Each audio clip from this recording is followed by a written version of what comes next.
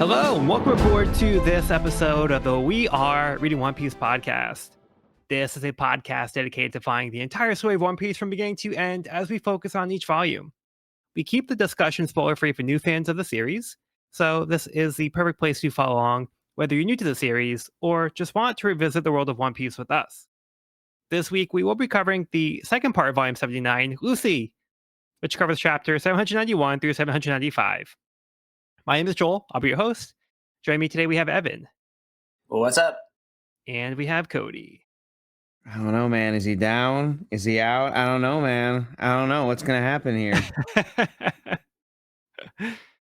Yeah, we left it at a pretty epic place. Seems like we're getting close to the end of the arc, but who knows? You never know. It's only been 90 Never know. chapters. Feels like we got plenty of room. Well, we're not at the end yet, but I think we're getting close to the end.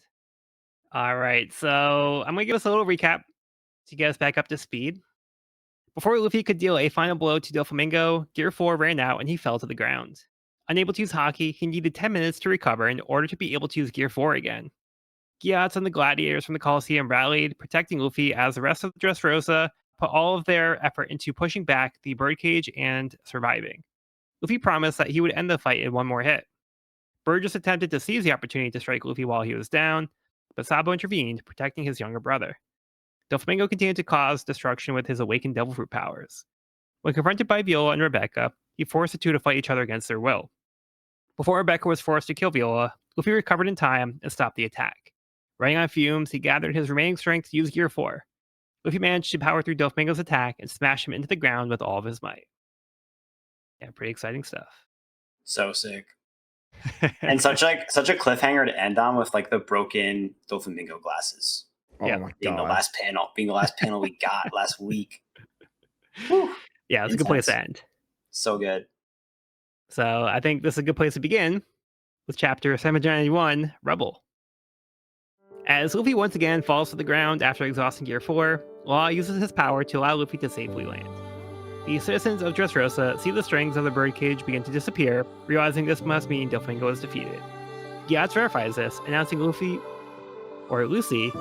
as the winner. The entire country breathes a sigh of relief that the tyranny and torment caused by Doflamingo is now over. Wowee. Mm-hmm. That's it, the birdcage is gone. Birdcage is gone. Absolutely remarkable. I feel like Oda did such a good job of building up Doflamingo as this like god character that felt so unbeatable. And I was honestly like, is this birdcage ever actually going to dissipate? Like, I feel like Oda did a really good job of raising the stakes and making Doflamingo seem almost unbeatable to the point where Luffy had to go to this extreme to bring him back down to earth. And yeah, what a relief. I think Oda does a great job sharing like the weight of that moment with a bunch of different characters as we kind of get everyone's relief and everyone's reaction throughout this chapter. Yeah. Yeah, seeing these random shots of the townspeople just means so much more, having like all the build that we got early this volume with them, like being so instrumental in like keeping the birdcage at bay long enough for Doflamingo to be beaten. It's very cathartic seeing them get to share in the joy of the moment. For sure. Yeah. Yeah, we did it. Yeah. It was a team effort. Yep. It was a team effort. Yeah, it's cool seeing like Luffy's fight being so public because everybody's so invested in the fight because their future relies on the outcome of this fight. So everybody's watching, and that's kind of like all they can do at this point after they've done what they could. And they're just relying on Luffy, and a lot of people in power put their faith in Luffy.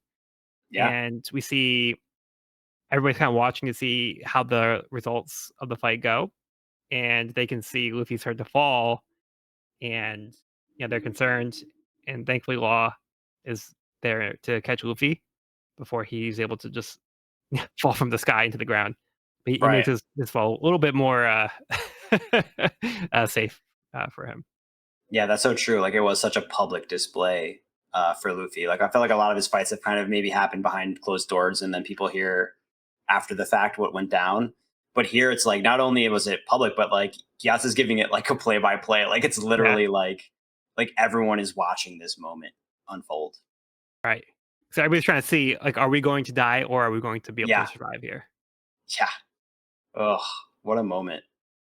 And like what a climax to this arc. Like we see towards the end of the chapter here, we see like Riku and Kiros both breaking, which is like so Mhm. heartwarming and like they're such both like stoic characters who I feel like have embodied like seriousness and like the weight of everything that's been happening. To finally see them like relaxing and breaking a little bit is like, yeah, warms my heart.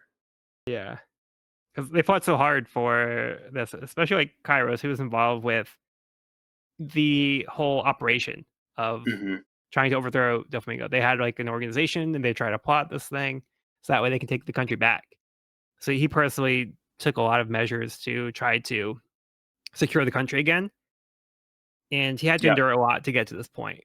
So he suffered a lot, and he spent a lot of time as the toy soldier, and just like the amount of relief that he feels to have this fight be over now.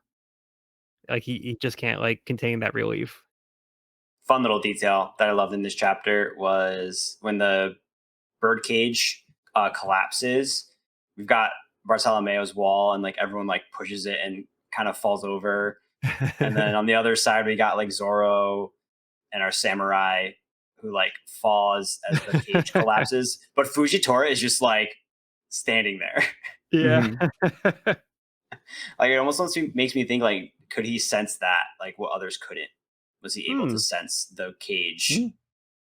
weakening before everyone else? Because everyone else seemed to like fall for it and kind of like fall on their face, except for Fujitora.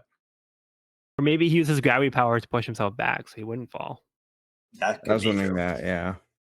But that's a little The way detail. I I, didn't pick up on that. yeah, the way I read it He's was willing to that go like he back. wasn't surprised, or like he could tell as soon as maybe he sensed like the hockey or something. Like maybe he sensed like Doflamingo's power fade or his hockey disappear when he got knocked out, or the Yeah, could be. concentration being broken or something.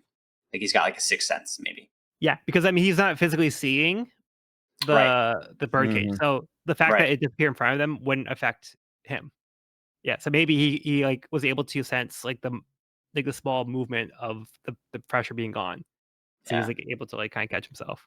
And then Conjuro is the complete opposite, where he completely falls forward and bonks his head, which is hilarious. Yeah. What a goof. And I love the panel of Bartolomeo just completely blubbering over here on the following page.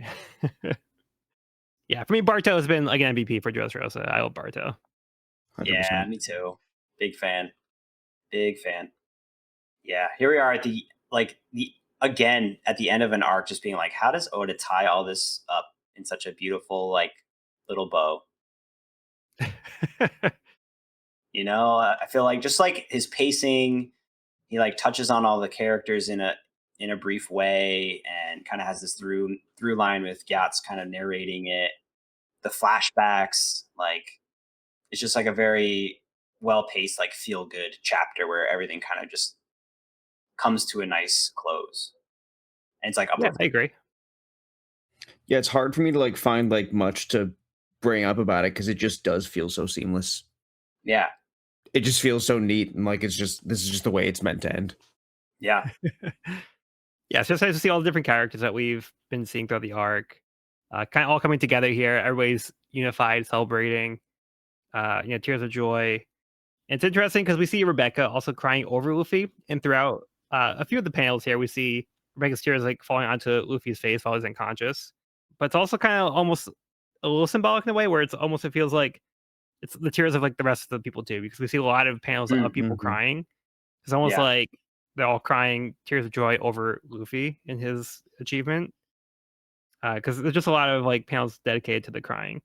And at the very end, we'll see Kairos crying above the panel where Luffy's tears from Rebecca. I mean, Rebecca's tears on Luffy to kind of like cap off the chapter, and we just kind of end with Luffy smiling as he's asleep. That's a really good point. yeah. That's sweet. Yeah, that's all I have on this one. Do you guys have anything else? No. I'm good. Okay, we'll keep moving along. Chapter 792 on hands and knees. Sabo managed to defeat Burgess and begins to walk away. Burgess taunts Sabo, telling him that he failed to save Ace.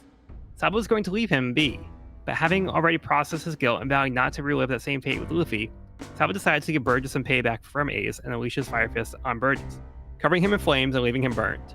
Wall has been trying to contact Sabo on the transponder snail to let him know that the rest of the Revolutionary Army is already gathered and they're just waiting on him. The Navy begins to capture the defeated Don Quixote pirates, but received orders from Isho not to report this to HQ just yet. Maynard sends out a broadcast to the nearby 3 islands to report the condition of Dressrosa. The people try to convince Riku to reclaim the throne, but he is hesitant, concerned that Riku family doesn't have the strength needed to protect their kingdom. On camera, Isho approaches King Riku and apologizes on behalf of the world government, citing the failure was on them and the warlord system.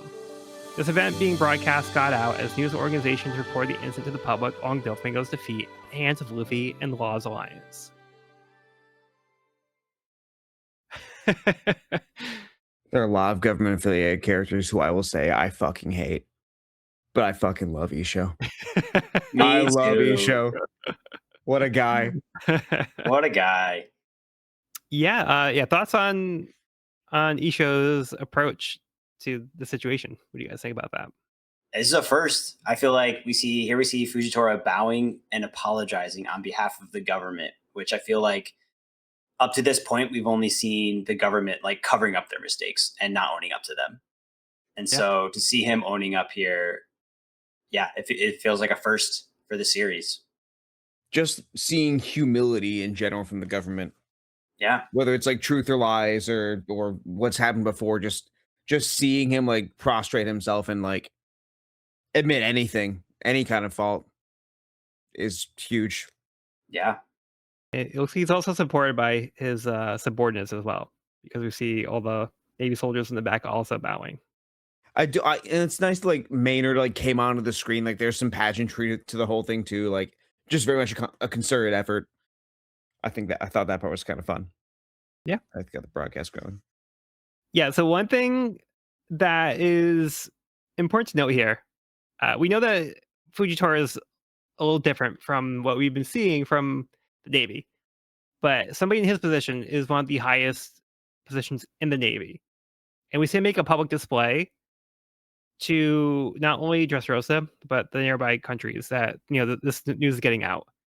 Yeah. So Fujitora did something very sneaky, and he, again, didn't report this to HQ.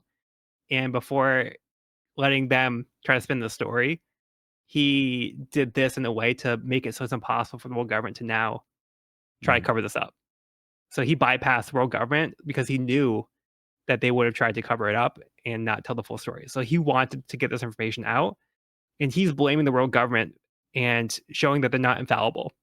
So that is really key in the situation, because we know the world government is not going to take kindly to that, and we know that they're very concerned about their image and how the world perceives them. Because like we saw, even like in Throw a Bark, how they didn't want word getting out that Luffy beat another warlord, so Gecko Moria, like that got covered up. That's why they were set Kumas that way they could try to keep that hush hush, because they were losing face because of Luffy. And now we have another situation where Luffy's defeated yet another warlord, and things are getting a little crazy here. So Ishi's kind of blowing the whole thing wide open. Yeah. We've talked about like people having their own sense of justice, and I think here we see Fujitora stating his definition of justice. Yeah, like his pursuit of justice seems to be genuine. He's not doing it because he wants, them to have this power. Like he's doing it because he wants true justice to be dealt, and he wants things to be fair for the world. Like he cares about these people. He's like, hey, we messed up because of the system we have in place. I'm trying to change things. I'm not happy with the way things are. I want us to do better. So we see Isho is taking steps to try to achieve that. But it seems the neighboring countries are also happy with this news, because they've been at war because of Doflamingo, and they had a good thing going when they were under the rule of King Riku, when Dressrosa was, under King Riku's rule. So the neighboring countries are happy with this development, and they want to go back to a more peaceful time. So this is a good direction for them as well. The fact that this gets out to them kind of puts them at ease as well. so they can see Dressrosa can now maybe rebuild and become an ally again. Yeah, and I love how naturally everyone sort of brings Riku back into power. Like he doesn't want it. He's not ready per se to retake the throne, but like the people have spoken and everyone wants Riku to be the king. Yeah.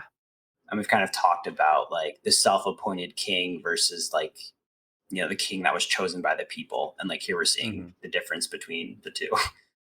Yeah, Doflamingo came in, took the power by force, whereas King Right. Riku is being given that power by the people. He's earned that trust from the people. Mhm. Yeah. Yeah, now the truth has come out. They realize what happened wasn't his fault, and they want to try to go back to peace. And they're willing to be like, "Hey, we know it might be tough. Like, we're willing to make sacrifices if it means we can have a peaceful life. That's all we really want. We're not really Yeah. asking for much." So it's nice to see that the people are on board and they're willing to try to work together with this country and have things be better for them. And what do you guys think of this scene with Sabo versus Burgess?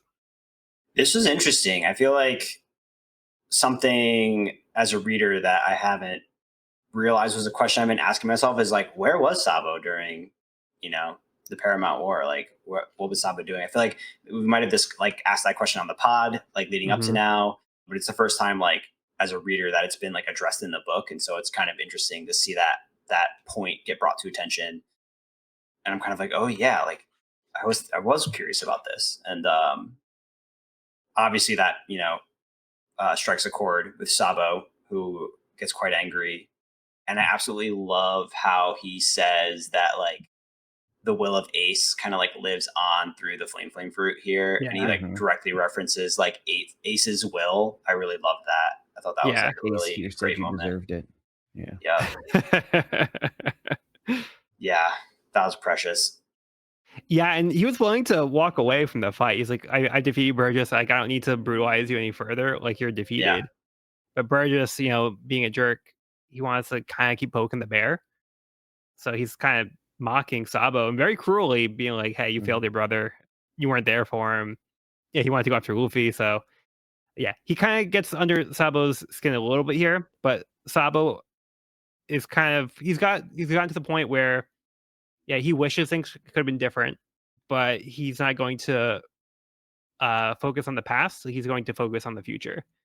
So he's kind of processed the loss already, and like Ace always going to be a part of him, but Bird's is trying to use it as a way to get him. But Sabo's kind of like I've already tortured myself about the situation. Like, I don't need to hear that from you. And he's like, because well, you asked for this, and he's kind of like, here's a little gift from Ace, kind of deal. So it's kind of nice Mhm. how he's able to get a little payback for his brother. yeah, so satisfying. I'm just glad we get space to explore Sabo. Because I feel like obviously he's not the same character as Ace, but he is fulfilling the same function in story as Ace did. And we didn't really like get as many like Ace centric moments outside of just his relationship to Luffy, or being counterpoint to Luffy until like Marineford, at which point, that was it for him. But it's just nice getting to see like these little bits of Sabo's personality, getting to see like Joel said him dealing with the regret, but also seeing more of his relationships with. I just really like this part at the end with like Koala and the revolutionaries, where it is like he's just not answering the phone call. It's like, hey, what's going on? And Sabo literally has like all the objectives in the head. Oh, okay, cool. You found the list. Okay, cool. So we gotta call the ship. Okay, so let's find Hatch. No, no, no, no. We did that already. We did that already. You're on your little side quest, buddy. Yeah, It's nice. Like there is this duality of Sabo. He's like, again, very mature, very patient, willing to let Burgess off the warning. Then you can't say that shit. You're done. Yeah. And also okay, I know everything needs to get done. I am like the number 2 of the Red Army for a reason, but also I am gonna go on my little side quest. Yeah. It's a very, very nice balance that does feel very Big Brother to Luffy. I think like that function of the character is really well done here. Yeah. yeah, and just seeing their similarities, like they all seem you like the more we read, the more similarities I see between Ace and Sabo and Luffy, Mhm. and I love that they would truly do feel like brothers Yeah. in that sense. Where like I think in this scene we see how Sabo doesn't dwell on the past, but does take regret very seriously. We saw Luffy when he went through his worked through his regret. I get a feeling that Sabo went through a similar thing as well. But now they've Yeah. moved on, and now they're not concerned with the past. Because Sabo's ready to walk away. Yeah, now like saying the Revolutionary Army kind of has their act together, so they didn't rely on Sabo to tell them to do these things. They're like, "Hey, we took care of all this stuff. We did what we need to do. We're waiting on you now." So like they seem to kind of have like their act together in a way. But then it's also a little funny because like there's also that kind of little sign of dysfunctionality where Sabo was pick up the transponder snail and then he just hangs up on them abruptly. So it's like, like, hey, we're in the middle of a conversation, dude. Come on. So this is like that little bit of like, again, it feels kind of very like Luffy or Ace where they kind of like do their own thing, and that little quirk about them that's kind of like, I'm just gonna do what I want. Okay. Anything else for this one? The one last thing I wanted to mention was the last panel of this chapter. We get the mention of that pirate alliance in the tabloids, and it does make me wonder, now that this arc's coming to a close, where this alliance is going to land. Like, I'm really excited to see how Law and Luffy's relationship looks coming out of this fight. Very excited. Very excited. Yeah, interesting. Yep. Law did get what he wanted. But did he get more than what he wanted? I can't wait. I'm like really hyped to see, I'm really hyped to see where this goes. Yeah. Yeah, because the purpose of their goal was to take down one of the emperors. So that was the purpose of the alliance. So the goal of the alliance wasn't actually achieved yet, even though Law tried to prematurely announce the alliance over, but more because things weren't really going the way he wanted them to. But maybe we'll see, the alliance is still going strong because they achieved this. So maybe there's a reason for them to keep working together. So I guess we'll see. Can't wait. I gotta know. Well, you have to wait because first we have chapter 793, Tiger and Dog. Riku recognizes the impact of Isha's public apology and tells him to stand. He had chosen to allow the people to decide their fate, exposing the hypocrisy of the world government who put the warlords in place and acted like the Navy would be serving justice by stopping the pirate they themselves gave the power to commit atrocities. Captain Kairos commends the Tontadas on their role in stopping Doflamingo and declares that now that they have won, their army is disbanded. Sakazuki confronts the five elders about the debacle of the announcement of Doflamingo leaving the warlords, demanding answers for how Doflamingo was able to bend the world to his will, that the orders were given from somebody even higher than them, the highest power in the world government. The five elders are not concerned about Sakazuki's reputation, telling him to forget about it, and Cypherpole will handle things. Sakazuki also mentions that Kuzan is now working with the Blackbeard pirates, which also sends a bad message about the Navy. They then get an urgent report that Doflamingo was beaten by Luffy and Law, which frustrates them that Luffy caused the downfall of yet another warlord. Buyers around the world from Doflamingo's weapons trade begin to surrender once they learn the news that their supplies have been cut off. The other supernovas react to the news as well, revealing to Kid, Hawkins, and Apu that their goal was to go after Kaido, so this won't affect their alliance's plans to go after Shanks. Fujitora gets scolded by Aki Inu over the transponder snail that he didn't report the incident to Navy HQ. But Fujitora knew that if he did, they would spin the story instead of letting the truth get out. Smoker and Tashigi are on the way to Vegapunk's lab to see if they can get help for the children from Punk Hazard. Smoker is still recovering, but is astonished to see that Fujitora had the courage to defy the world government from his position. Fujitora and Aki Inu continue to argue. Fujitora didn't want the world government covering up the incident and giving them the credit for stopping the pirate that they put in power. But Aki Inu tells him that this will cause him to lose credibility. Fujitora barks back that if that's what they care about, that they had done in the first place. Aki Inu tells Fujitora not to return to any naval base until he's fixed this mess. Okay, it's a little bit more to unpack here. Fujitora's a G. Full respect. He really did think this through. It was very, very cavalier of him because it really is the. It took me a second to really digest what he was saying here, because it's exactly what Riku says. You chose not to go after Doflamingo himself. You chose not to do what you could have, because there is a chance Fujitora could have beaten Doflamingo himself, just given the strength he shows. but it was thought through. There was the risk that was taken, and Fujitora even mentions, rolling the dice here, that the people could have gotten hurt. People really like they could have worked out pretty badly if Luffy and Law and the rest of like this whole alliance weren't able to pull this off. But he learned what happened at Alabasta. He didn't want the people to blindly just say, "Oh, the government fixed everything. That's great," which is exactly what he was saying last chapter. Mhm. But yeah, it's the thing for me is that I think that if things were to go south, then I do think that Isho would have stepped in, and he did still participate in pushing the birdcage back. He wasn't taking a fully passive role. Hmm. I'm sure that he would have even downplayed his own role in the birdcage too, like or if asked about it. But for me, that's it took a second to like fully get on board with like where he was at after Riku brought that up. But no, he made a very, very calculated move, and it also shows a lot of faith in Luffy Law, this whole alliance, and the people there to get it done as well, that we don't normally see from people in his position. Yeah, I haven't thought about that, about what Fujitora would do in the situation if Doflamingo was going to win and the people were going to die from the birdcage. But yeah, like you said, like he was helping with the birdcage, and we saw throughout the birdcage incident that his focus was on actually trying to help the people. And he does mention here again, this was like his gamble. And we had that conversation before about how he talked to Sabo about it doesn't matter Mhm. what the results of the die are if we lose the dice. So he's kind of like he kind of removed himself from the situation, and he's like, let the people decide. And he was like, I'm going to let the people, choose their own fate. And it paid off in this situation. So he's like, he was trying to basically show that the world government didn't have to come in and tell these people what to do or make the decision for these people. He's like, these people have the freedom to choose, how they want to be ruled. And he does take that kind of passive role in that regard. And he does want to overstep his bounds as, part of the world government. And the fact that he's a new Navy admiral, he doesn't have like a track record, and he's already rocking the boat. So he doesn't really have like a tenure or something to fall back on. He does have his role as an admiral, but we don't know how the rest of the world government's going to react to him, or like how much Sakazuki's going to let him get away with it. It seems like right now Sakazuki's not happy with this. We don't know what the fault is going to be.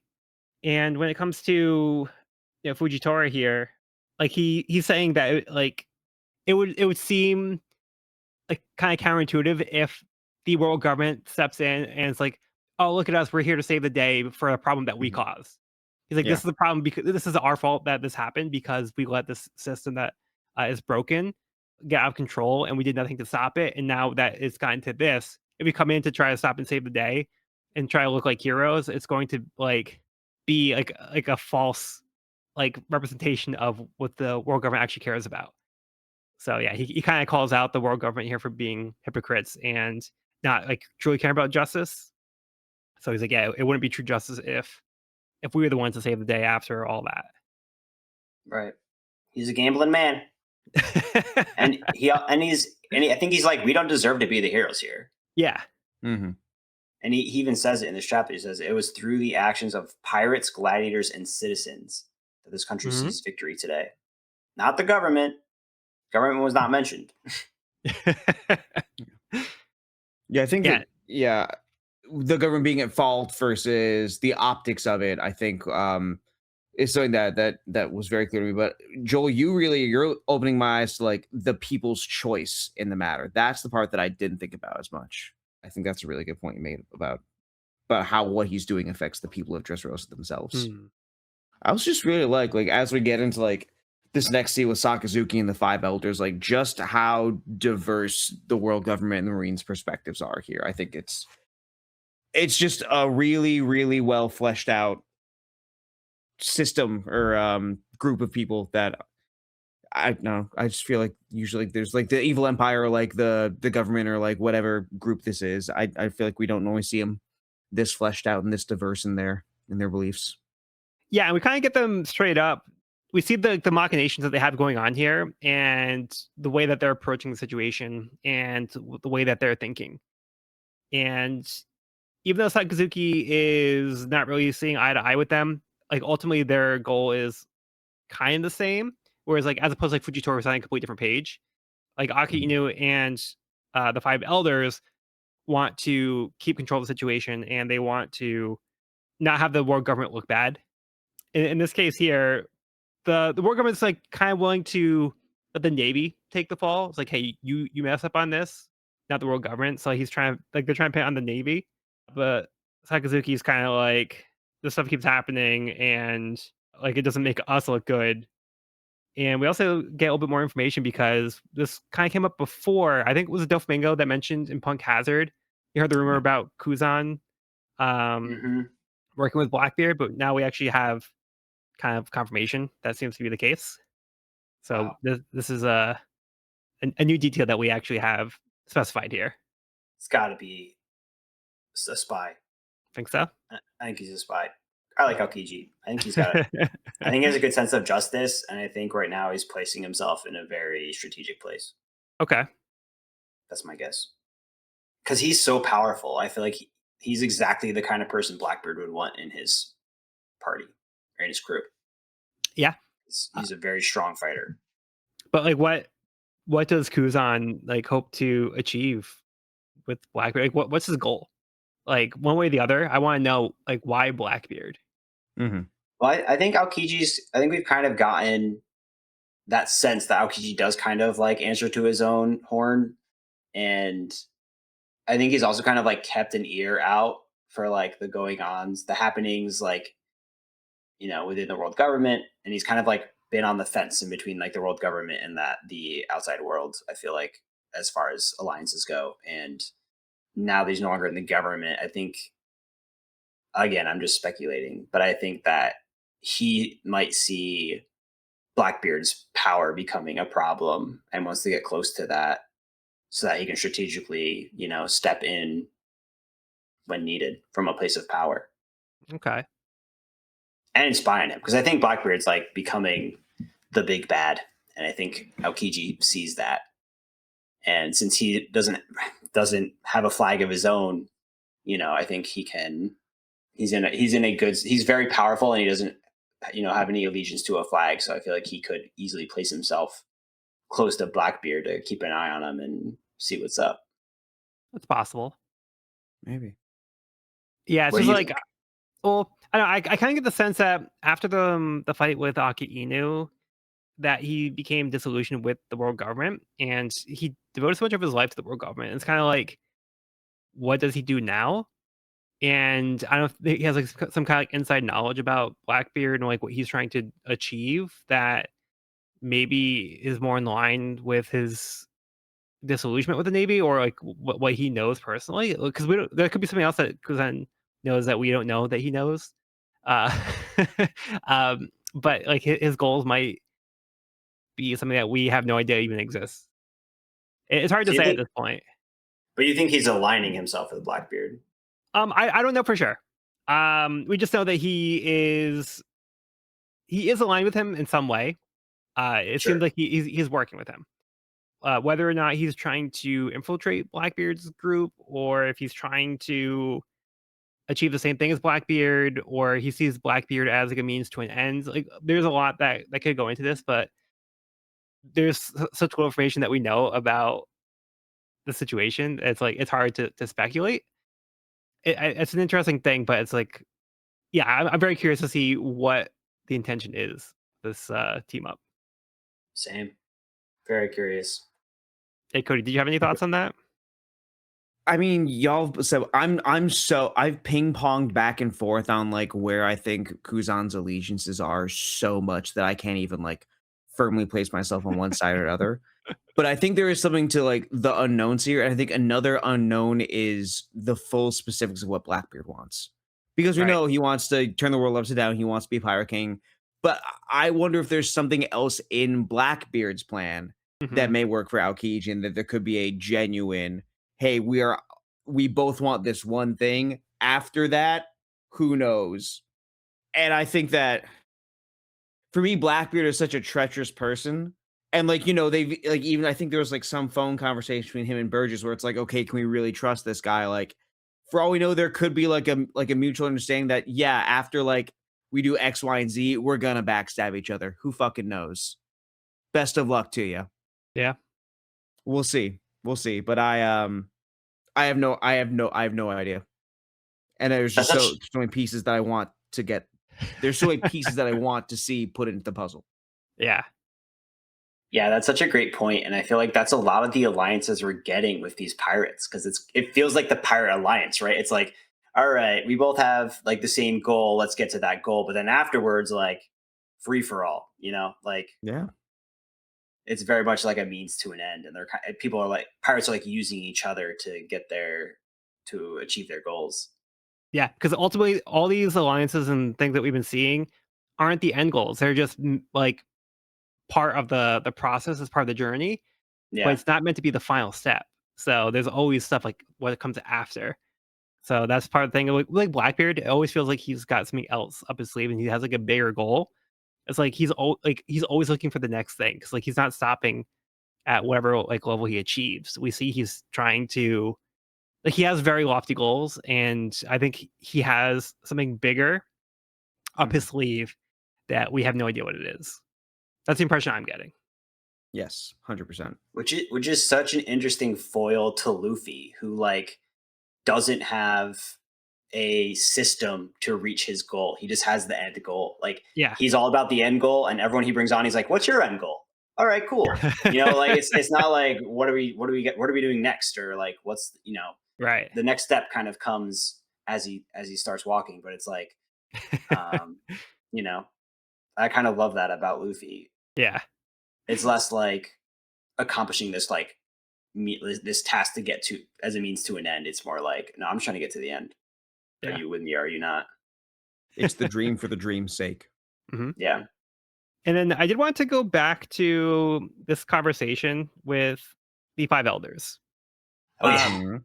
because I had the question that again it seemed odd to me like why they're jumping to this conclusion that Doflamingo had to have like a higher power, and that's how like it's like you must be like you must have ties to the celestial dragons, which ended up being true. Hmm. But Akainu kind of made this connection here as well. But he says, "So you're telling me that the whole mistaken mess about Doflamingo leaving the warlords was on orders from even higher than you all?" And then we see this little box that says, "Highest power of the world government, the five elders." Yeah. Mhm. So I don't want to say any more than that, but I'm just gonna present that information and we'll try to let that sink in. The power outside of the world government. Yeah, that's a lot. The last thing I do want to say, actually, I'm going to say one more thing. Is Doflamingo said that he knows something, but we don't know what it is that he knows. But like it's something that like he has like something up his sleeve. It's like a card that he's been holding on to that gives him power. So there's something that he knows. I wonder if it's tied into this in some way. Hmm. I could definitely see that. Okay, so yeah, I just wanted to present that information just because Yeah, I that's thought big that information. yeah that was That's a some. huge lore drop. It's a little blink and you miss it kind of deal, but it's there in the text. Yeah, that's Mhm. wild. Yeah, and it's kind of cool seeing like reactions across the seas. We see the other supernovas kind of reacting to this news of Luffy and Law shaking things up with Doflamingo. And we do learn. I don't think this was mentioned before, but we learned that the Emperor the that the kid Hawkins and Apu alliance that they're targeting is Shanks. 'Cause Yep, that wasn't another mentioned before, example. right? Right. Yeah, because we were wondering before, it's like, oh, are they going after the same one, or like, is it going to be something that they like have to fight over? But no, we actually see that they had different emperors in mind that they're trying to go after. But we were saying like, oh, what if Law wanted to go after Shanks? How would Luffy react? Now we see Right. there's other people who are actually targeting Shanks. Did I predict this? I feel like you guys asked me this, like which To be warlord I honest, I thought don't they were, remember. or which I don't remember either. which emperor I thought they were going after. Given your track record, I want to say yes, but I just can't remember for sure. Yeah, I can't remember either. But one thing I wanted to mention from the Five Elders conversation was when Luffy's name came up. they all were immediately like, not this guy again. Like they all knew exactly who Luffy is. And that's kind of crazy. Like in this room, when Luffy's name gets dropped and they all immediately have a reaction because Yeah. they know exactly who that is It's like, you now. better not say that name. You better not say it was him again. Yeah. But I mean, that kind of just shows the weight of that name in that room. And that's kind of cool. Yeah. Yeah. Like, he's become like a big headache to these guys. Yeah. He's become a household name up in the Five Elders. Fucking UN Security Council. Yeah. He is Before we get definitely too a fast, thorn in their side. Oh, go ahead. before we get too far past this, because I know we mentioned like the supernovas and everything, I just like the fact that we're taking the time to focus on everyone who is affected by the loss of Joker. Mm. Yeah. And just how Yes. diverse like this group of people is. It's like people who like can't fight a war to defend their own kingdom, people who are glad a war is coming to an end, just other arms dealers, people trying to get devil fruits, Yep. for good and bad, but a lot of bad people, but just like a lot, just people are swearing vengeance against Luffy and Law who have no connection to them or anyone around them, just because Doflamingo's reach was so far-reaching. Like they've kind of destabilized a section of the global economy by Yeah. beating this one dude. Yep. Yeah. Yeah, I'm also glad that Oda took a moment to like put that in perspective. Because we kind of talked about it leading up to this, like how big of a change this is going to be and like how wide Doflamingo's, web spread. It's like pretty cool seeing it all come crashing down on the after effects of that. Yeah, and then there's also this panel at the bottom of that page. So we see this interaction. Evan, do you have any guesses as to who is speaking to Subaru here? Sorry, which page are we looking at? So it's the bottom of the page of the people kind of like crying about, they pay for the money for the weapons and like, oh no, like the smile transaction.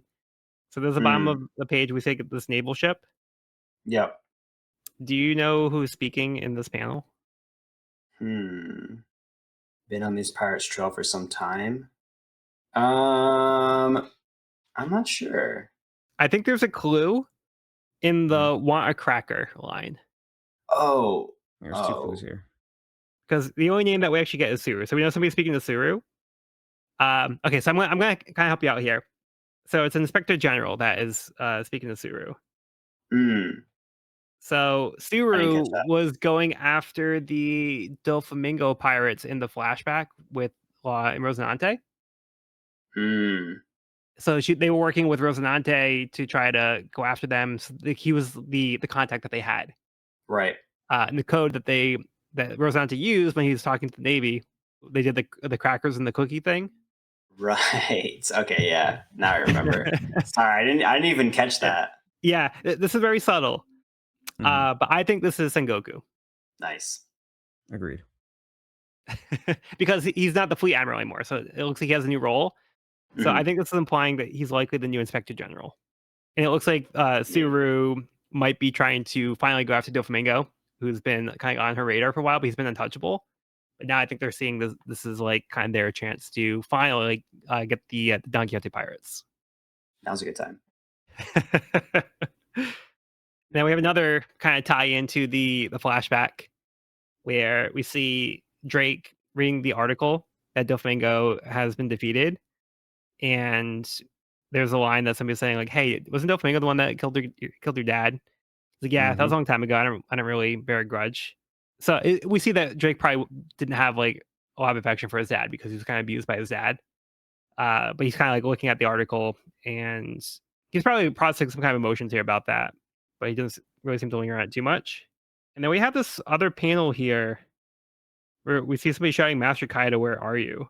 So it looks like their operations kind of get messed up about the smile fruit. Got a little silhouette here.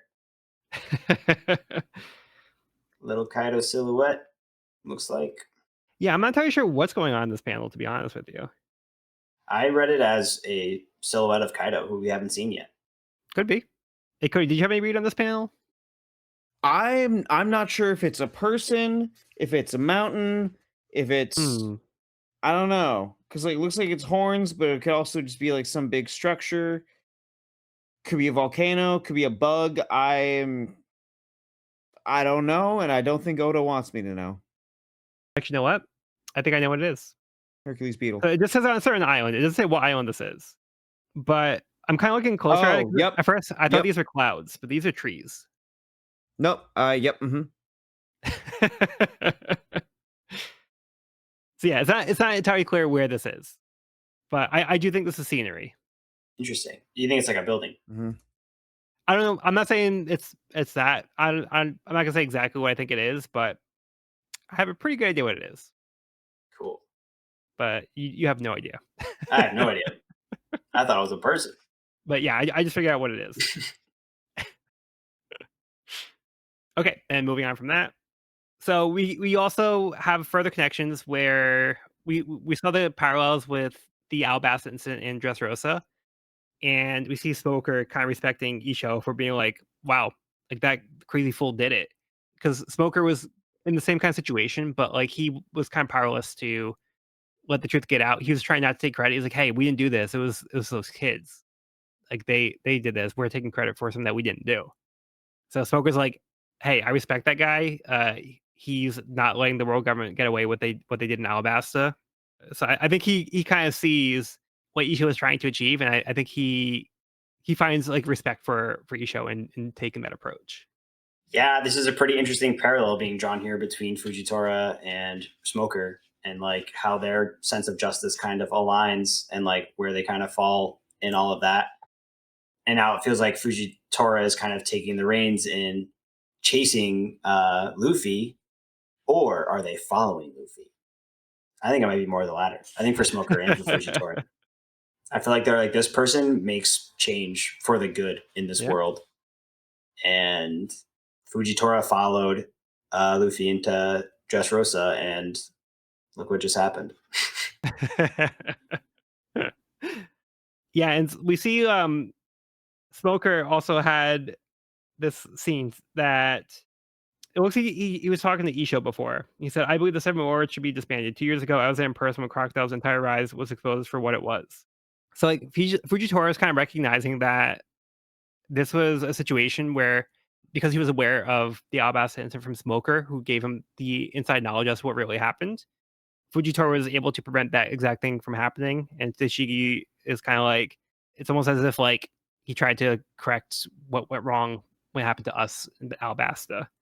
So yeah, it's kind of nice to see this almost like a full circle moment with Smoker and Tashigi. And then we see the kids. They looks like they're doing well, so they're on their way to hopefully get treated by Vegapunk, and hopefully they can find a way to cure them. But they're in good spirits, and we end the chapter with Fujitora and Akiuso arguing, and then I like how Fujitora is kind of calling out Aki Inu for being like all you care about is how you guys look as opposed to actually doing good. And then like Aki was like, "Don't come home until you made this right." He's like, "You're in timeout." Yeah, you won't set foot in any naval bases in the world until you brought Straw Hat and the law with you. And she was like, "That's what I wanted to hear." I don't want to see you either. Okay, anything else? I think it'll be interesting to have Fujitora on the heels of Luffy. Very interesting. So you think he's gonna go after Luffy after all that? I don't know. I think maybe in the same way that like Smoker was going after Luffy. Okay. Where, like I said before, like I don't know if he's being chased so much as followed now. You know what I mean? Maybe. Maybe. Okay. Moving on to chapter 784, Sabo's Adventure. While the Straw Hats hide out and recover at Kairos' home, Sabo tells Robin CP0 is on their way back, so he will need to leave. Zoro tells him he's surprised Luffy and Ace had another brother. Sabo tells him it's understandable that they wouldn't know about him, as he was declared dead and Luffy didn't realize he was alive. While Luffy sleeps, Sabo tells him about their time as kids and how he was rescued by Dragon after the Celestial Dragons tried to kill him at sea. When he awoke, he had amnesia, and the only thing he remembered was that he didn't want to return to his family. He only regained his memory after learning about Ace's death. When he learned about the Flame fruit as the prize in the Colosseum, he made it his goal to obtain it. Luffy and Sabo had an emotional reunion at the Coliseum. They thanked Luffy for surviving so he wouldn't have to mourn the loss of both of his brothers.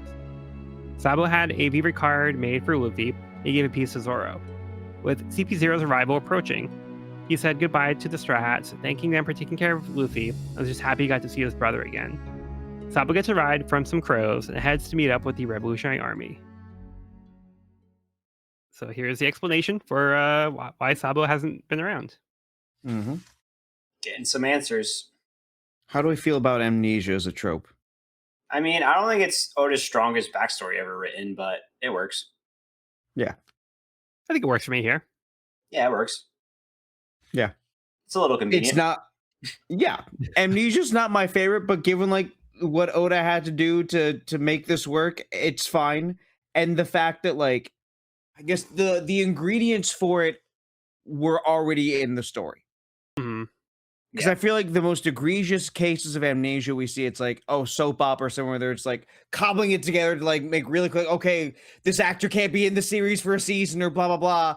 We got to give him an injury and we got to, but Oda's just playing with the pieces he already had with what happened in Great Terminal, Ace dying, like it's in story. It's in story. And like, to me, I don't think it's one of those things where I don't think Oda had like all the pieces linked up in his brain, but clearly like from the time that he introduced Sabo, he wanted Sabo to come back at some point. Right. And so like he was able to lay the pieces well enough where he was able to do something that at the very least worked. Yeah. And like even though like throughout the chat was like, oh, God, Amnesia's not really my favorite, I was still tearing up as I saw Sabo remember this. Yeah. Even keeping my own usual criticisms of moments like these in mind. So clearly it fucking worked. Oh, it definitely works. Yeah. But again, I'm not going to put this at top tier. No. It's not a top tier backstory, but it works and it's good. Yeah. And it gets the emotions across and it fills the gaps. Yeah, I'm just glad that Oda took the time to explain it. Yeah, definitely. Like, it definitely deserved an question. explanation. Like, why wasn't he there? Yeah. No, I'm glad we got it.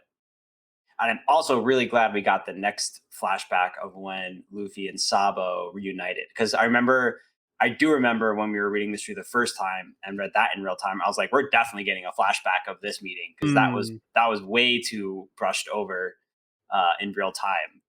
Yeah. And so I'm glad that did happen here.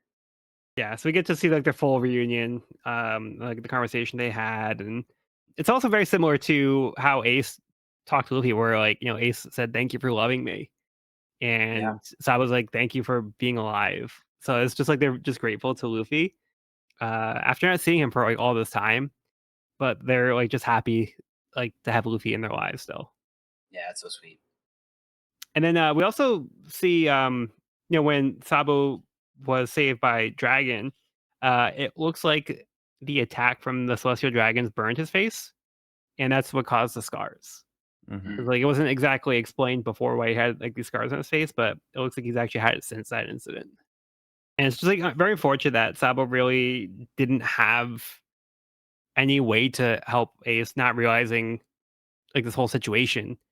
And then everything kind of came flooding back to him. Like it was like that trigger moment, like seeing that article, and that kind of triggered his memories to come back after it was like all too late. It's an unfortunate circumstance that he had to now grieve his loss. But we see that he at least found people to take care of him in the meantime and people that he cares about now. So he's kind of made a new life for himself.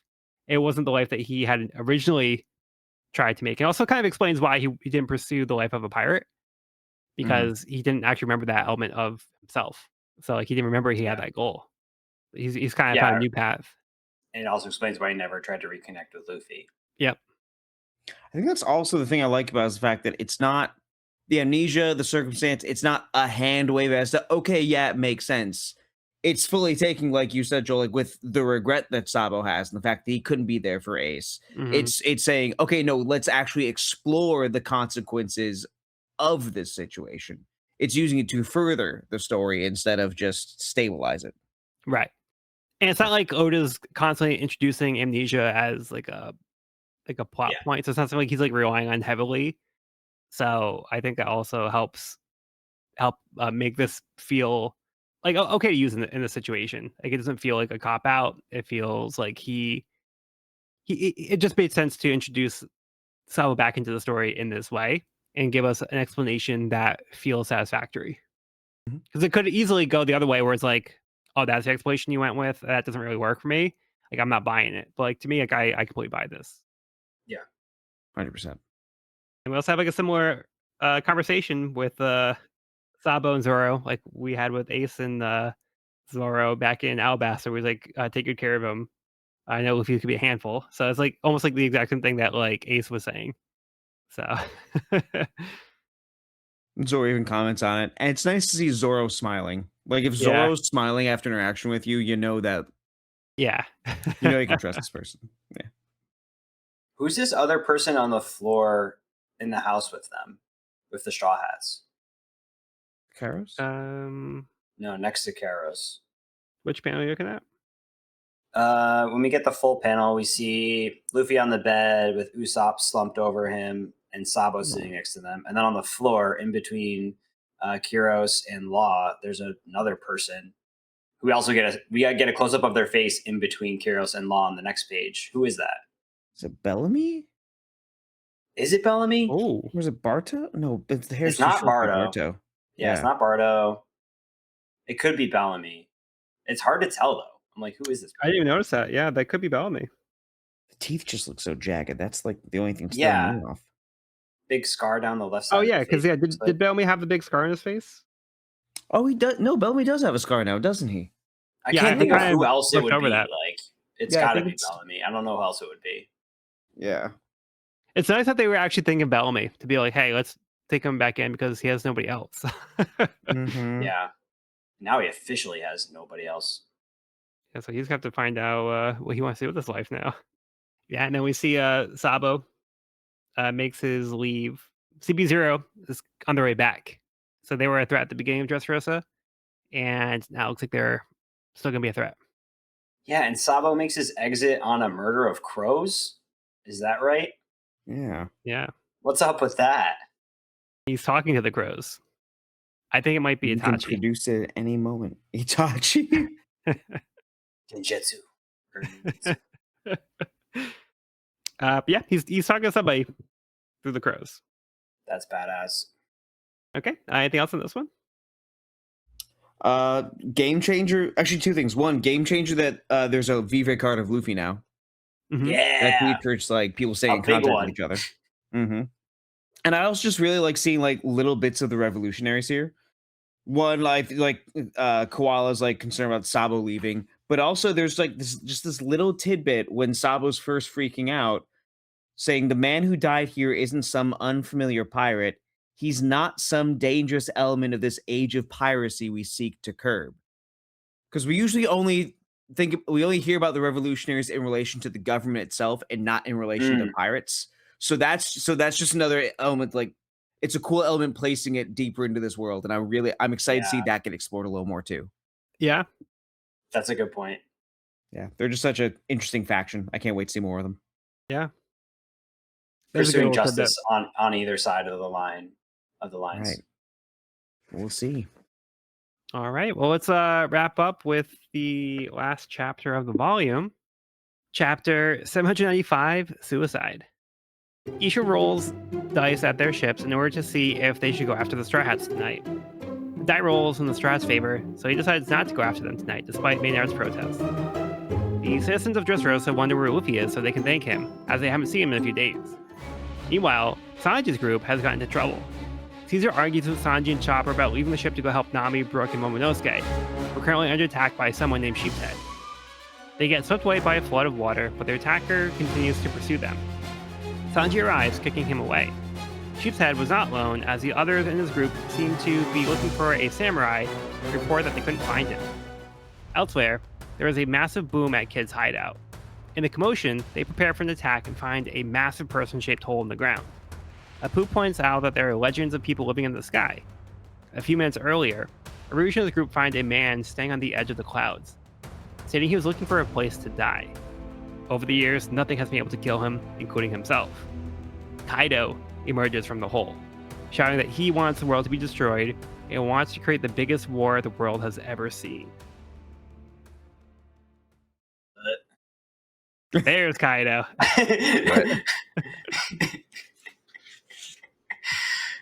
Yeah, there's Kaido. Wow. So, thoughts? What a reveal. This guy is so unkillable that he's taken up suicide as a hobby. Just to see if it'll work. Yeah? That's insane. You're like, what haven't I tried yet? Clinically insane. Yeah, this guy's a menace. What a presence. He's massive. Yeah, so here we are, the king of the beasts. And maybe that was his silhouette before. He does have some like serious horns. He does have some horns. He does. He is massive. Good lord. Yeah. What do you guys think of his design? He looks very cool. I think the design is awesome. I'm curious to see what the chains on his legs are. Can't really see past his waist much, but it looks like he's got giant chains, big old tattoo. Yep. Some big scars. Yeah. I feel like there's like just enough going on here. Like as we've gotten further and further into the story, like a lot of the designs have gotten more and more convoluted and just more and more ornate. And there is something, it's not minimalist, it's not stripped back, but like he doesn't have as much going on, but like I'm just as intrigued. Again, with like the chains, like the scale tattoo is really cool. What's up with the horns? Like also like what's up with his size? Is this guy a giant? Is there something else going on here? I don't know. All the stars. And I think just for me, just like the gravitas of like his whole introduction leading up to this moment, I think also just does so much to sell him. Yeah. And put him up there with mustache contenders. I mean, Whitebeard, I know is like supreme leader, but this one's pretty unique and I think worth being thrown in the hat. Yeah, I think when you look at this guy, it's like, oh, I can definitely tell this is one of the emperors. And we don't know what kind of devil fruit he has. We were like assuming he's a Zoan because he's like king of the Zoan type army. King of the beasts, yeah. King of the beasts, and we know he's been using the smile fruit to make Zoans. So he might be a Zoan himself. Does have giant horns, which I'm assuming are real. Not decorative. He's a cosplayer. Yeah. I mean, King of the Beasts, you know. I need some horns. It's also, I think, oh, go ahead. You mentioned like the contender for best mustache alongside Whitebeard, but there's also he also mentions Whitebeard in his first line. I survived again. Old Whitebeard did it right. And there is also just something one about his design that feels kind of Whitebeard coded too. Just like again, like it's like kind of simplistic. There's both something like, oh, strongest man in the world. Even this preamble the narrator has, which is so badass, by the way, but all the different ways he's been captured and almost killed, all the wounds he's had, also feels really reminiscent of like that final narration as you got to like Whitebeard standing dead at Marineford too. Yeah. So like just a lot of parallels between him and Whitebeard being set up here. They're both emperors, but like I'm wondering if there's just like something more because it's a comparison that we don't see with like Shanks, for instance, or from like the little bit we've gotten of Big Mom. Like this feels much more deliberate. So I'm curious to see like, oh, is there been a relationship between them? Could there be like I don't even know, but like I want to see what this is setting up. And it's just this one answer is giving me like 50 questions. Yeah. The man, the myth, the legend. Right. We also do we see Kaido's Jolly here? In the straw hat scene. With our old straw hats we haven't seen in forever. Yeah, we have a little check-in with them. I was going to point this out, but it looks like you were kind of catching on. So we do see the belt buckle here. Yeah, the belt buckle. So do you think this is Kaido's Jolly? Well, after seeing Kaido himself, I'm going to guess that it is. With the horns? With the horns. Yeah, multiple bones. That's my guess, just because of the horns. I think that's fair. And we kind of see these other, like this other group here, where they kind of have like almost like an animal theme with like, sheep's horns head as well. Yeah, they got horns. So I think that's a fair assumption to say that These are people from Kaido's crew. Yep. I like how Oda's kind of threw us in the action here. It Yeah. wasn't like a soft intro Mm. back to our old beloved Straw Hat crew. It was, you know, jumping right into the middle of chaos. Right, so they went from, like, they jumped out of the frying pan into the fire because, like, Yeah, they're yeah, trying to get away from one emperor, and now they're dealing with another one here, so yeah. not Didn't directly, take but long. in the forces. So, yeah, no rest for them. So we don't know where they are, but it says next day in the New World, the Twirly Hat Pirates, that's what they're being called here. So, yeah, we see, like, Sanji and Caesar fighting, and Sanji using Caesar's heart as, like, a way to, like, kinda keep him in line. Yeah, it looks like they're concerned for their crew, and we see this dude called Cheapshead show up on it looks like this giant, like, crocodile guy. Uh, he's attacking Brook, Nami, and Momonosuke, with this other woman. With horns for arms. Sheep's Um, horns. Yeah, like I wonder if this is like what I think. I wonder if we're seeing the results of the oh, okay, yeah. smile, like the Zoan. Maybe it's like not a Mm, traditional Zoan transformation. Maybe it's like slightly unique because it was an artificial fruit. right. All those GMOs, Yeah, it could be. because a bunch of them do have horns, and like this seems to be it. It might be a Zoan type or a form of Zoan, just because it's sheep themed. Yeah. But I'm sure we'll find out more. But, yeah, it looks like Kaido's group is trying to find a samurai. And a Probably some girl, kind of right? connection to Kinemon and Kandro, maybe? Yeah.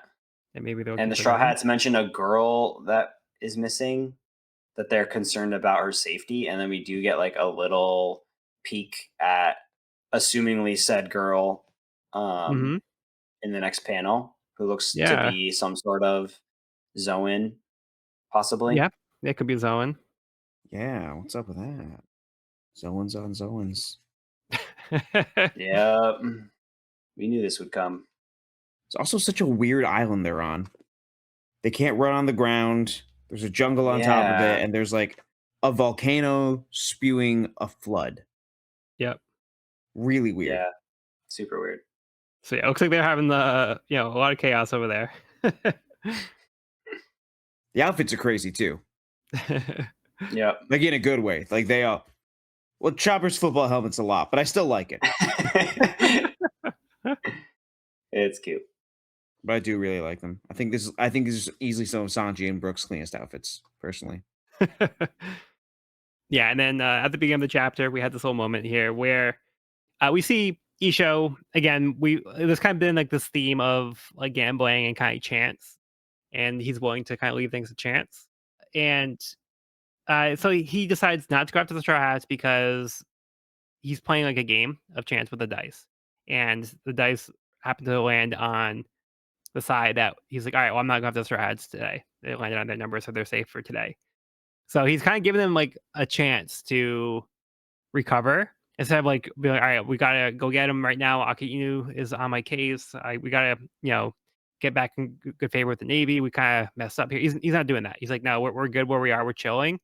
I'm not in a rush to get Luffy. We're gonna give him time to recover because like he respects what Luffy did, and maybe eventually, like he'll be like, all right, well, I do have to do my job, but for right now, he's like kind of doing Luffy a favor by not going after him relentlessly. He's giving him time to chill, and we kind of saw this with like Isho with their first interaction when Luffy had the interaction with Isho, and Isho kind of suspected that they were pirates, but he didn't look into it because if like he didn't know, he's like, all right, well, I can just let you go. I don't have to get into a fight with you. But he's like, once he found out, he's like, well, sorry, I do have to uphold, the law.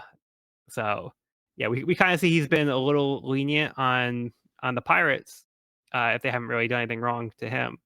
But yeah, it's just kind of nice to see the side of Isho, even after getting chewed out by Aki. He's not like changing his approach to things. Like he's still playing by the rules that he sees that are fair.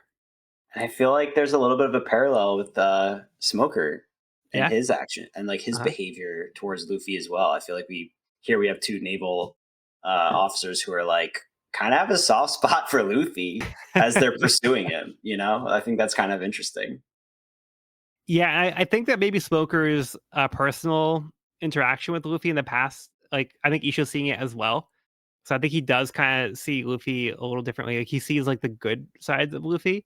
Like he Yeah. knows he's like a pirate, and he's still an outlaw, but he doesn't see him as like a ruthless pirate. So I think he's kind of giving him a little bit more leeway as opposed to somebody who like was actively harming like people. Like he sees Luffy as not being like a harmful person, so he's kind of like giving him a little space. But yeah, at the end, so going back to the Kaido reveal, so we just talked about how this alliance was planning to go after Shanks, and it's not the same emperor that Luffy and Law were going after. But now they do have to face Kaido directly. So it's like this emperor just dropped in their laps, and now it's like we got to deal with this guy. So, Maybe. I mean, there's no So direct next, conflict between them, correct? Other than they're pirates. well, do you think they're going to just let him walk away after he just dropped in and kind of destroyed part of his hideout and stuff? Do you think they're going I to be don't like, know. oh, this emperor just Well, dropped in our lap? Or is it like, I "Oh, don't this is know. convenient, like, we want to go after an emperor, here's one that we can just go after right now." I mean, maybe, but he's pretty daunting. Or is he be like, "Oh, my bad, sorry, I'll leave. Send me the bill." This guy just survived a 30,000-foot drop or whatever, and does not look bruised at all. Yeah. at all. He has a little headache. Oh yeah, he's got a little headache. Yeah. Yeah, jeez. Oh, speaking of the 30,000-foot drop, the ruined Sky Island balloon terminal is a cloud held up by balloons. Crazy. Oh, yeah. I didn't even notice that. Yeah, look at all those It's balloons. like millions of balloons. Who knew that clouds were held up by balloons? They got to go somewhere. Didn't know they needed to be held up. Yeah, I guess so. So has it just, like, always been like that? Or, like, because I'm assuming this is part of, like, Skypiea, right?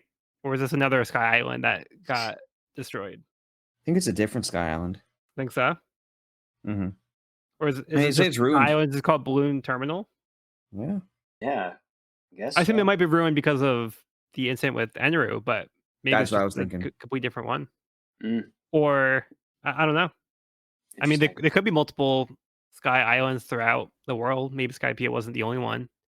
I think didn't they say like Enru was even from a different Sky Island and that there were like a few different ones? I assume it was still part of like the larger Skypiea, just like Bilka was part of like a different section of Skypiea, but it's just now gone. But maybe I'm misinterpreting. I feel like there's multiple. I don't know. Yeah, I don't know. I'm not sure how far Yeah. the distance would be from these different areas. So Is this guy a supernova? yeah, Rouge is one of the supernovas. Yeah. Okay, Yeah. thought so. Yeah, it looks like they came back up here because we can assume that Rouge is from a Sky Island, not necessarily Skypiea, which we established here. So it looks like he went back here to kind of like recover. Yeah, and it looks like he's kind of wrapped up in bandages, so he might have gone into like some kind of scuffle or something. We've never actually seen the Skyfolk fly with their wings, right? Yeah, I don't think they can, to be honest. Yeah. Yeah, well, I mean, I'm looking at this line here. So Hawkins says, "Wasn't there a legend of an island in the skies above this place?" Yeah, so I guess it doesn't necessarily mean that there can't be other islands, but maybe in this one particular area, there might be a rumored sky island above them too, because they're not necessarily above, they're not near like Jaya. So Yeah, I mean, like, yeah, like the they're in the red New line World separating somewhere. them there. Yeah, Yeah, definitely very significantly far apart. but I don't know like how far Skypiea goes. If it, yeah, I don't know. Yeah. Yeah, I don't know if they're connected in any way or if they're just completely separate throughout the world. Very interesting. I haven't really thought about that before. There's also Weatheria, the one that Nami went to as well. Yeah, That that's one I'm true. not sure where it's connected That's true. either. I feel there's got to be like bunches and bunches of Sky Islands, just like there's bunches of Blue Sea Islands. Yeah, that's At least fair. that's not what I've always thought. Yeah. But yeah, they didn't have like the wings in Weatheria. So there's something different about them at least. But Oh, true. Hmm. And they could control it too. It wasn't like a right. Couldn't they like move it around wherever they wanted? Oh, I forgot. yeah, it did travel. Yeah. Yeah, it could travel. Oh, I forgot about that. But I'm also looking at the other people in the background shots near Rouge, and he's the only one that really looks like he has wings. So I don't see anybody else that clearly has wings in these panels. Yeah, so maybe they just came with him. He met them like outside of Sky Island, Yeah, or maybe maybe that's they his stayed crew. here. Yeah. Maybe there's more on the Islands in the sequel. Yeah, because it looks like they are a group of like monks, or like there's this other person that has like a habit, so they look like a nun. So I do get the impression that they're some kind of like holy, maybe like holy warriors or something, because we know that Rouge is a monk. Mhm. Right. Uh, so he has some other maybe religious figures with him. Because this other figure, like to his right, sitting down, looks like some kind of monk type character. So yeah, we don't really know much about Aruja's crew, to be honest. So it's kind of I'm trying to say like, what information and like details can we glean from like these few panels. Yeah, so that's where we leave things for right now. Oh, then one last Wowie. thing. Just the panel of and back to the present with just like we follow the line of Kaido's descent down from the air. I know, like honestly, it's like one of my like probably top 10, top 15 panels in the story. Just like the That's way it pretty sick. draws your eye and the fact that like it shows scale and like vertically, it's just something specific about like the way the page itself works that Oda's really taking advantage of here. I love it. Yeah, Even like the way the gutters are like just like adding to the distance that he's falling. I think it's beautiful. Yeah, it's cool. yeah, because I mentioned this a long time ago. I haven't mentioned this in a while, but there's like these transition panels that I said were that would come up. I mentioned in the story. So Oda has been using them. I've just not been mentioning it. But normally they do go horizontally, but we do see here the vertical ones here. So he does have like the break Mhm. in the lines to show like a transition from like one scene to another. So Mhm. like we have like the panel where we see Kaido jumping and we have like the sun glare, which is kind of cool. See him like in midair, and then like Cody's saying, we just see like the big line and then the giant explosion when he actually hits the ground. It's cool how you use the technique. 10 out of 10 character intro. Yeah, right. What an intro.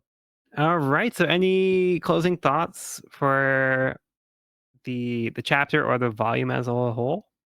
Is this an arc? Is this the end of an arc? It's actually not. No, Okay. So we're not doing rankings off of. no. Okay. We Noted. are We're we not are doing getting rankings into yet. my favorite part of every arc where we just get to see everything that's going on around the shit that just went down. Hell But the yeah. fact that we're doing things outside of Dressrosa does mean that we're getting to it towards the end. Yeah. Gotcha. So we should be wrapping up Dressrosa in the next episode. Okay. Cool. Cool. Cool. Cool. Yeah, so we'll do Yeah. our rankings there. We'll do the arc rankings and we'll do a villain ranking. Sick. Mhm. Sweet. Yeah. This was a great volume. I mean, I think we've said it every single time, but has just an amazing way of tying these things up at the end. Just the pacing, the attention to detail. I feel like he hits all the right notes, and it just makes these like climatic moments feel huge. And then I feel like he also gives great perspective afterwards, kind of tying it all together and giving us all the angles, all the characters' reactions and expressions and opinions. And yeah, I think he did a great job with this arc. Cool. I'm excited to get your final thoughts when we do the ranking. Yeah, I know. I can't wait. And how about you, Cody? It's more of the same. Like we're just getting into the greater world, and we're also just exploring some of these bits of Dressrosa that weren't always at the forefront. It was really good to get more Isho, get more Sabo, Mm, characters that just like generate a lot of curiosity so far. But yeah, it's like Evan said, he's not leaving any stone unturned. He's not neglecting any one piece on the board. It really is. He's putting everything back together. Or putting everything in the box very neatly. Yeah. And now we're getting to throw the box at the rest of the world. And I can't wait to get into all the other crazy shit that's got to be going on around this. Yeah, definitely. I'm really excited to see how things resolve with Luffy and Law. I'm like super Mhm. pumped about that. Mm. Yeah, I do think it's impressive that Oda managed to take all these spinning plates and not drop any of them. Uh, Yeah. yeah, Dressrosa has been long, but I think Oda has done a good job of introducing a lot of different things and keeping it feeling well put together. I feel like, he's addressed, like, all these different plot points he introduced. Like, he didn't introduce some things and then forget about them or introduce things and be like, "Oh, that was important." Like, he actually did introduce things and make them pay off. So I Yeah. think that's where it's impressive is that he had so many different plot threads and plot points that he was able to keep organized and managed to resolve them. Like, yeah, he had a lot of time to do it, but the fact that he did take the time to do these things and dedicate it to making sure the story is being told, I think it's really well done, and I'm happy that Oda like successfully managed to do an arc like this. I think it's quite a feat to really tell a story this way and to make it feel satisfying. So, but yeah, this volume in particular, it's been a lot of fun stuff, a lot of check-ins, and giving us some of the gaps that we had like have been filled in. So of Mhm. course, Oda delivered. But yeah, it was fun seeing more Sabo and now being introduced to Kaido, and now we can start to look at what's next. So we have a lot to look forward to with the story now that like Dressrosa is kind of like wrapping up here. So yeah, it's gonna be exciting to look forward to what's after that.